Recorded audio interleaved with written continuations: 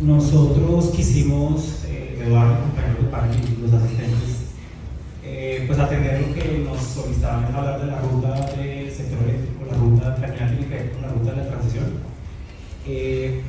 Pero no quisimos simplemente traer como lo que sería nuestro parecer.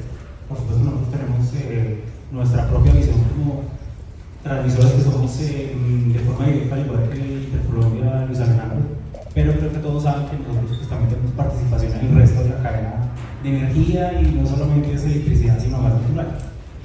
Entonces, primero que todo nos hicimos como una pregunta es cuáles deberían ser como los criterios para objetivamente plantear la ruta del sector que sea conveniente o pertinente para la situación colombiana.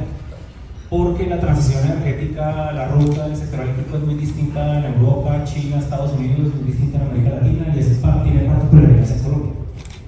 Entonces, el criterio y lo que quisimos aquí, lo que ustedes ya deben haber leído, lo hicimos pensando dónde están los problemas relacionados con el sector eléctrico en Colombia y dónde el sector eléctrico puede aportar, dónde nosotros como empresas, como sector que involucra empresas, instituciones, podemos aportar solución y en función de esos criterios quisimos mencionar estos tres bullets, ¿sí? En estas dos categorías, cambio climático y transición energética. Y el tema de actualidad, esto ha dado que hablar en las semanas anteriores y va a dar que hablar en las semanas posteriores de tarifas y coyuntura, y ahora en un momento les explicaré por qué hablamos de coyuntura, porque entre comillas coyuntura. Entonces, cambio climático y transición energética. Voy a decir cosas que creo que más bien son evidentes, pero no por evidentes hay que dejar de mencionar y traerlas sobre la mesa en un espacio como el que estamos acá. El primero es que empezar a conocer que Colombia aporta muy poquito en términos de gases de efecto invernadero que contribuyen al cambio climático. Eso es más o menos promedio 0.6% de todas las emisiones del planeta entero. Dentro de ese global de emisiones, eso más o menos son 300 millones de toneladas de CO2 equivalentes. El sector energético aporta un tercio. El resto, no total, pero el resto sobre todo lo que se denomina el acrónimo en inglés AFOLU, es sobre todo actividades agrícolas, forestales, silvopastoriles. Y eso contrasta, aquí no está la torta que nuestro presidente ha mostrado en otras oportunidades, pero eso contrasta con la participación de las emisiones del resto del mundo. En el resto del mundo es el sector de energía justamente el que más aporta. Aquí en Colombia se invierte, aquí es la deforestación, aquí es la ganadería. A mí me gusta comer carne, me gusta, pero es un gran contribuyente de gases de efecto invernadero, es el manejo de residuos, no es exactamente el sector de energía. Y además, también de que creo que lo mencionamos en un momento, de que tenemos una matriz de generación limpia. ¿Por qué? Porque el 70% de esos 17.000 más o menos megavatios instalados que tenemos pues son hidráulicos y es energía renovable. Es convencional, no es no convencional, pero es renovable. Con esto no piensen que con esto estamos queriendo decir que el sector de energía no está comprometido y que no tenemos un compromiso, no tenemos que aportar en esto. No tenemos duda de que nosotros, el sector de energía, tenemos que aportar. Y voy a particularizar el grupo de energía Bogotá.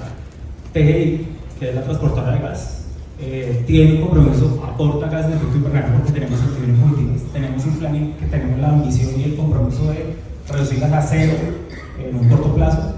Claro que estamos comprometidos, pero el foco creemos que no debería estar exactamente allí. ¿Por qué? Y ahí paso al segundo punto. Supongamos que Colombia se compromete y hace la tarea rapidísimo y que de aquí a unos muy pocos años todos nos movilizamos en vehículos eléctricos. Supongamos que ese 30% de capacidad instalada que es combustibles fósiles, carbón, gas natural, líquidos, se transforma a energía renovable no convencional, o sea que se ejecuta todo eso que nos presentó Armando Corredor hace unos minutos. El impacto de Colombia de esa transformación, supongamos incluso que la ganadería pasa a mejores prácticas, el impacto de Colombia en cambio climático sería nulo. O sea, seguiríamos desafortunadamente en la ruta de calentamiento global. ¿Por qué? Porque Colombia es muy pequeñito. Este problema se resuelve realmente si los países emisores, Estados Unidos, Europa, China, India, Rusia, cambian, no porque Colombia cambie. Es lo que aparece en la primera frase ahí. La problemática del cambio climático desde el punto de vista de Colombia es exógena, es ajena realmente. Nosotros participamos, tenemos un compromiso, yo diría, ético, político y moral, pero no hacemos la diferencia. En cambio, y es allí donde quisiera hacer énfasis también calidad del aire, esa que respiramos aquí cuando salimos a la calle, ese sí es endógeno, ese sí lo producimos nosotros, está relacionado con la mala calidad de los combustibles, está relacionado con la vetusté del parque automotor, está relacionado con que buena parte del transporte vehicular es, como dice alguna persona, Eduardo Vélez del Rande, dice, es euro nada, no es ni euro 6 ni 5 nada, no es cero. Ahí es donde Colombia sí tiene la posibilidad de gestionar y de hacer un cambio real. El cambio climático, claro, nos afecta, debe seguir siendo una preocupación, el sector de energía debe seguir comprometido y deberíamos hacer esa transición, pero donde debería estar el foco, por lo menos la prioridad de política debería estar en igualdad de condiciones, es en calidad del aire. ¿Por qué? Porque eso ya el año pasado, en el 2021, en el 2020, en el 2019, estaba más o menos causando un número de 8.000 muertes al año. Eso nosotros sí creemos en nuestra estación de TNG. Y eso sí tenemos la posibilidad de hacer un cambio ya, hoy, no en unos años, que es cuando vendría como los impactos más críticos del cambio climático, sino hoy. Entonces, todo esto para decir es que creemos que los focos y las prioridades con relación a cambio climático y transición energética deberían revisar en función de lo que realmente es un problema para Colombia y lo que tiene un efecto gestionable directamente por nosotros, sin hacer, digamos, caso omiso o marginarnos de los compromisos internacionales que hemos asumido en las conferencias de cambio climático y que debemos apoyar, pero ahí tenemos que revisar. Y paso al tema de tarifas de energía y coyuntura. Y aquí no queríamos dejar de mencionarlo porque tenemos que hablar de eso, porque tenemos una situación, tenemos una dificultad, tenemos un problema. Y creemos que, por supuesto, el tema de los indexadores, el IPP y demás ha incidido, hace parte del problema en este momento. Pero no creemos que sea la raíz del problema. Voy a intentar decirles por qué. Creemos que la raíz del problema realmente es el nivel de pérdidas en la costa atlántica. Que debemos reconocer y hacer como un acto conjunto a nivel sectorial y gubernamental de que no nos pudo resolver. En el año 96, después de pasados 2 años de la ley 142, 143, el nivel de pérdidas en lo que entonces era Correcta era más o menos del 33%. Creo que todos sabemos que un nivel de pérdidas, digamos, normal, eficiente, incluyendo algo de defraudación de fluidos, puede ser 10%, digamos 11%, supongamos. Allá es 3 veces ese nivel. Hoy en día estamos en un nivel parecido. Estamos más o menos en el 30%. Ya han pasado 26 años desde entonces. Tuvimos un momento del tiempo que fue algo así como el 2010-2011. Conozco un poco el tema que pasé por ahí, donde las pérdidas alcanzaron un nivel cercano al 20%. Hoy estamos igual que hace más de 2 décadas. El tema y esta coyuntura de tarifas que estamos viviendo se relaciona con el cobro y el impacto que tuvo en la tarifa de cobro que empezó a conceder las empresas de la costa a mediados del año pasado, que hizo que la tarifa subiera como 200, casi 250 pesos. Estamos muy enfocados en los indexadores, no significa que no tengamos que revisarlos, pero el impacto grandísimo que tuvo fue el cobro de pérdidas retrasadas que no se habían podido facturar. Repito, es un tema que no lo hemos podido resolver. No es un tema, yo diría que de falta de reconocimiento y voluntad de las empresas y de política. Lo que hemos tenido es política de acciones.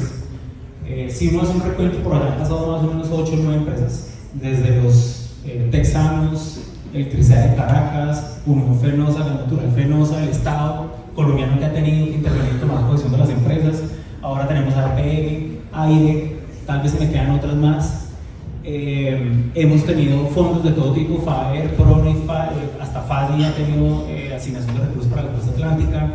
Plan Psicocaribe, que yo creo que ya se nos olvidó, pero recuerden que en el Plan Nacional de Desarrollo hace unos años tenemos Plan Psicocaribe, más de 40 horas de transmisión, subtransmisión, distribución eléctrica destinadas a resolver el problema de pérdidas, restricciones en la costa atlántica. Un régimen transitorio especial que es el que está aplicando en este momento, que tiene que ver con el tema del impacto tarifario. Entonces creo que y nosotros confiamos y creemos que este sector, y desde el cual ustedes y nosotros participamos, tiene, como aparece allí, la capacidad institucional de afrontar el dilema y la problemática que tenemos en este momento. Yo creo que podemos juntos, a partir del marco regulatorio que tenemos, repito, la capacidad institucional que se ha construido y que es muy robusta, que la representa no solamente la ONU, la CRE y el Ministerio, podemos superar esta coyuntura, pero vamos a seguir, permítanme la expresión, entrampados en esto, si no logramos rodear e ir más allá de la responsabilidad empresarial que tiene Afina de Aire en la costa atlántica y resolver el tema de pérdidas en la costa atlántica. Es un problema complejísimo, muy difícil.